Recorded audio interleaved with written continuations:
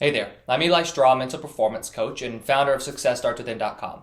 In this video, we're going to discuss how sports psychology is going to help you as an athlete. More specifically, we're going to discuss the 5 mental skills that sports psychology consultants and mental performance coaches help you learn.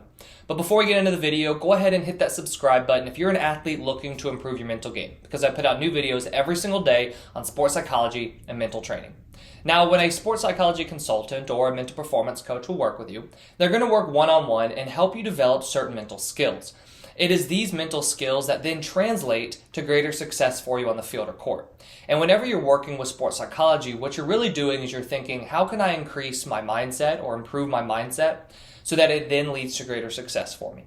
Because also, if we're thinking about maybe you struggling with some anxiety, if you're working with sports psychology and you're trying to overcome this anxiety, well, if you overcome that anxiety, that's going to lead to more enjoyment, and that's also going to lead to greater success for you. And a lot of times as an athlete, if you're looking at things through the lens of performance enhancement, it can make it a lot easier for you to then adopt that as part of your training routine. So whenever you're working with sports psychology, that's the main thing you're working on. You're thinking, how can the mind be strengthened to then lead to greater success for me on the field or on the court? So mental skill number 1 is going to be increased confidence.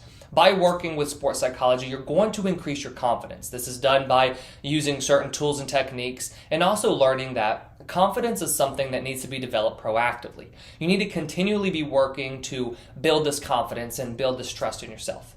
Mental skill number 2 is going to be focus. The more focused you are, the better you're going to perform.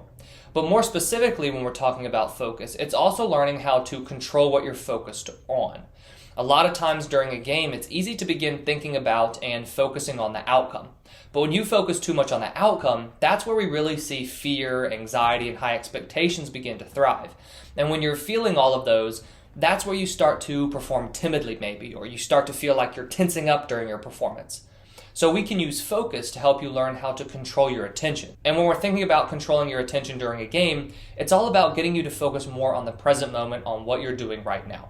So through sports psychology, you're going to learn ways that you can increase your ability to control your attention. Mental skill number 3 is self-talk. Your self-talk is so important because your self-talk refers to the thoughts that you have. And during a game or during practice, or really just during any moment during the day, the way that you're thinking is going to influence the way that you're feeling.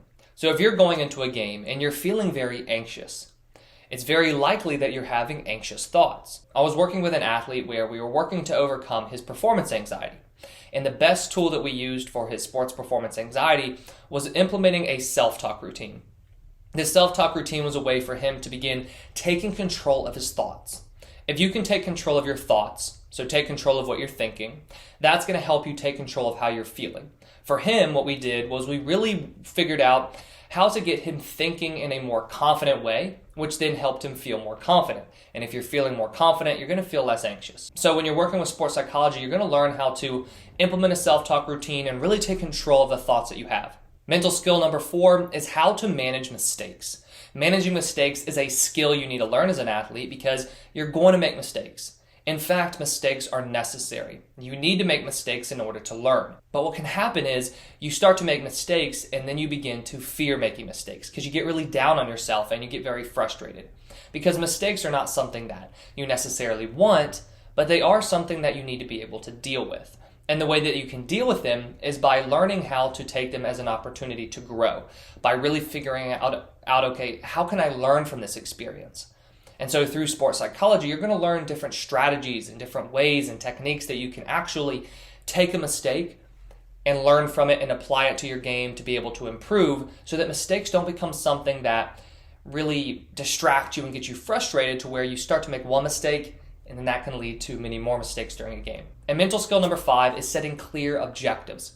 Clear objectives really help you in practice because when you set a clear objective for practice, you're going to have a more deliberate practice to where you know exactly what you're focusing on.